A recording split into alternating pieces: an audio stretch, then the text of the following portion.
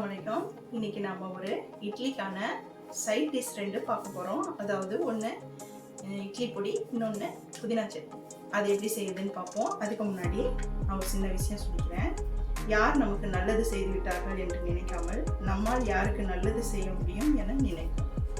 பணத்தால் மாத்திரம்தான் உதவி செய்ய முடியும் என்று நினைக்காதீர்கள். நீங்கள் கூறும் ஒரு ஆறுதலான அன்பான வார்த்தை கூட ஒருவருக்கு உதவியாக இருக்கலாம். ஓகே, நம்ம இப்போ சமையலுக்கு போகலாம். இப்போ நான் இட்லி பொடி செய்யுது எப்படி அப்படின்னு சொல்லி உங்களுக்கு காட்டுறேன். இது ஒரு கிளாஸ் நான் உளுந்து எடுத்திருக்கேன். ஒரு கிளாஸ் முழு உளுந்து எடுத்திருக்கேன். அப்புறம் அதே அளவு ஒரு கிளாஸ் கடலைப்பருப்பு எடுத்திருக்கேன். அதே கிளாஸ் அரை கிளாஸ் வெள்ளை எள் எடுத்திருக்கேன். அப்புறமா ஒரு 15 மிளகா எடுத்திருக்கேன். இது கொஞ்சம் காரம் கம்மியாக இருக்கும், அதனால் நான் 15 மிளகா எடுத்திருக்கேன். உங்கள் மிளகா காரமாக இருந்துச்சுன்னா நீங்கள் 10 சேர்த்துக்கிட்டா போதும். அப்புறம் 5 பூண்டு சேர்த்துருக்கேன். அப்புறம் பெருங்காயம், கருவேப்பிலை கொஞ்சம், உப்பு 2 டீஸ்பூன். ஓகேங்களா? இது பெருங்காயம் 1 டீஸ்பூன் வச்சுருக்கேன். இது ஒரு கைப்பிடி கருவேப்பிலை. ஓகே, இப்போ இது எப்படி செய்யுதுன்னு சொல்லிட்டு நான் உங்கள்கிட்ட காமிக்கிறேன். இப்போ நம்ம இட்லி பொடி செய்ய ஆரம்பிக்கலாம். ஃபஸ்ட்டு இந்த 15 மிளகாவை போட்டுக்கிறோம். அதோட இந்த கருவேப்பிலையும் போட்டுக்கிறோம். முதலே கழுவி கொஞ்சம் வச்சுடுங்க.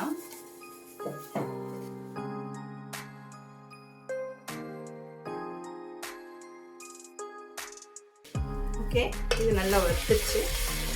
இப்போ நம்ம இதை கொட்டி ஆற வச்சிடலாம் ஒரு தட்டில். இப்போ பாருங்க, நம்ம இந்த மாதிரி கொட்டி ஆற வச்சுக்கலாம். அடுத்தது ஒரு கிளாஸ் கடலைப்பருப்பு எடுத்துக்கோம். அது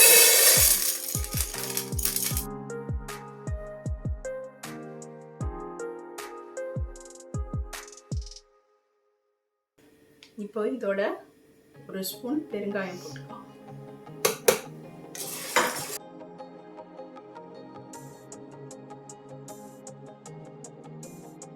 கருவேப்பிலை, கடலைப்பருப்பு நல்லா வறுத்துச்சு. பாருங்க, செவந்துருச்சு நல்லா. இப்போ நம்ம இதை எடுத்துக்கலாம். இப்போ இதில் உளுந்து போட்டுக்கலாம். ஒரு கிளாஸ் உளுந்து. அது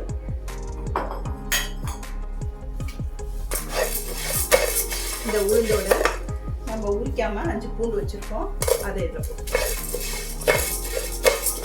நம்மளோட உளுந்து நல்லா வறுத்துருச்சு. இப்போ இதை எடுத்து இந்த கடலைப்பருப்போடையே போட்டுக்கலாம்.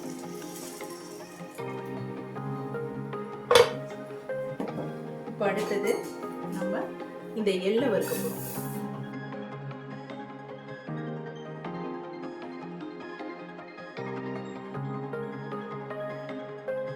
இந்த எள்ளு வெடிச்ச உடனே இங்க பாருங்க, கொஞ்சம் ரசம் சவந்துருக்கு.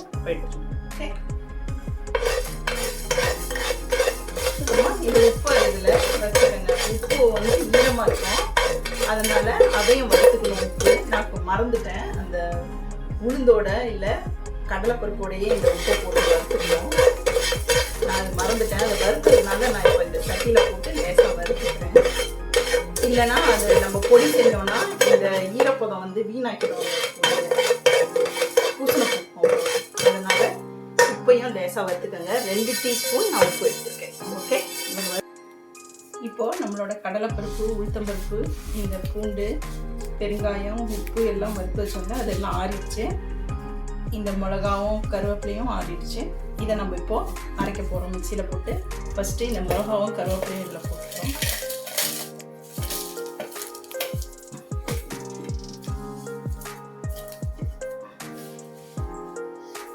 இதோட பாதி இது வச்சு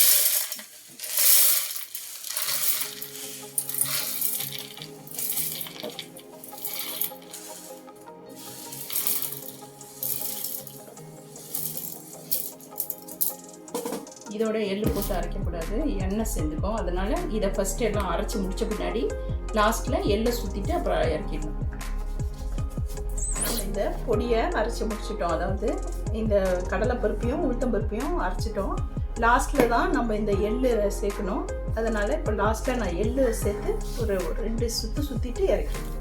சூப்பரான இட்லி பொடி ரெடி ஆகிடுச்சு. இப்போ பாருங்கள், நான் உங்களுக்கு சர்வ் பண்ணி காட்டுறேன். நம்மளோட சூப்பரான இட்லி பொடி ரெடி ஆகிடுச்சு. இங்கே இது எல்லோரும் செஞ்சு பார்க்கணும். இதில் நல்லெண்ணெய் போட்டு சாப்பிட்டிங்கன்னா ரொம்ப நல்லாயிருக்கும். இதை நீங்கள் 1 மாதத்துக்கு ஸ்டோர் பண்ணி வச்சுக்கலாம். நீங்கள் செஞ்சு பாருங்கள். ஓகே, நான் அடுத்த வீடியோவில் சந்திக்கிறேன். அப்புறமா நான் இந்த புதினா சட்னியை எப்படி செய்யணும்னு சொல்லிவிட்டு அதை தாளித்து காட்டுறேன். நான் உங்களுக்கு அரைச்சிட்டு இப்போது புதினா சட்னி செய்ய போகிறேன். அதுக்கு நான் 1.5 டேபிள் ஸ்பூன் எண்ணெய் ஊற்றிருக்கேன். 5 பச்சை மிளகா சேர்த்துக்கிறோம். உடச்சி நான் சேர்த்துருக்கேன், ஏன்னா முழுசாக போட்டோன்னா வெடிக்கும். அதனால் 5 பச்சை மிளகா போட்டுருக்கோம். அதோட 2 கட்டு புதினா நான் சேர்த்துருக்கேன்.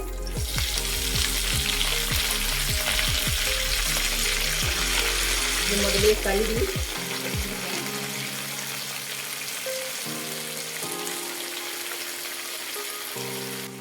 இது நீங்கள் 1 கட்டு புதினா அப்படின்னா பாதி கட்டு கொத்தமல்லி சேர்த்துக்கணும். இப்போ நான் 2 கட்டு புதினா சேர்த்துக்கிறதுனால நான் 1 கட்டு கொத்தமல்லி சேர்த்துக்கிறேன். எப்பவுமே புதினா அதிகமாக இருக்கணும், அதை விட 1 பங்கு கம்மியாக இருக்கணும் கொத்தமல்லி. இல்லாட்டினா டாமினேட் பண்ணோம், கொத்தமல்லி வாசம் தான் அதிகமாக இருக்கும், புதினா வாசம் அதிகமாக இருக்காது. அதனால் நான் 2 கட்டுக்கு 1 கட்டு கொத்தமல்லி போட்டுருக்கேன். இதோட 2 துண்டு இஞ்சி போட்டிருக்கேன்.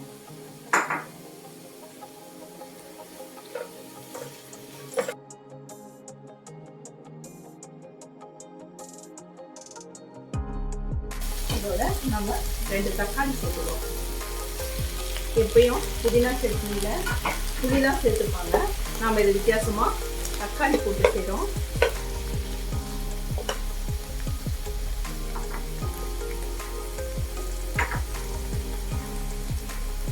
இதோட 1.5 டீஸ்பூன் உப்பு போட்டுக்கிறோம்.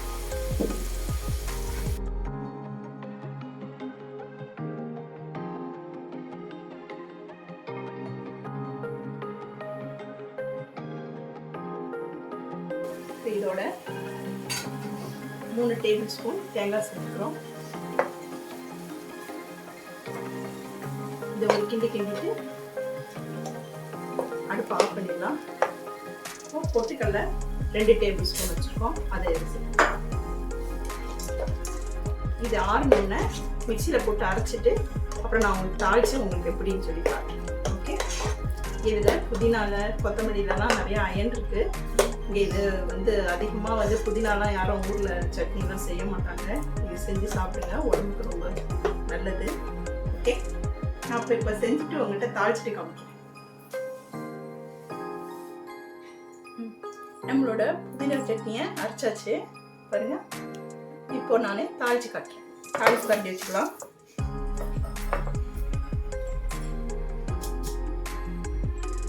கொஞ்சமாக எண்ணெய் போட்டுக்கலாம். நம்ம இப்போ 1 டீஸ்பூன் கடுகு சம்பல் போட்டுக்கலாம்.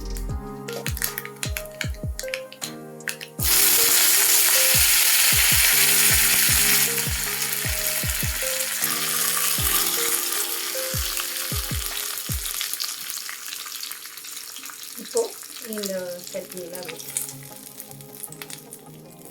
நம்மளோட ரொம்ப எம்மியான புதினா சட்னி, அதாவது கொத்தமல்லி புதினா சட்னி ரெடி ஆயிடுச்சு. நீங்கள் இது எல்லோரும் செஞ்சு பார்க்கணும், ரொம்ப டேஸ்டியாக இருக்கும். நீங்கள் ஒரு தடவை இதை செஞ்சீங்கன்னா மறுபடியும் செஞ்சுட்டே இருப்பீங்க, அவ்வளோ டேஸ்ட்டாக இருக்கும்.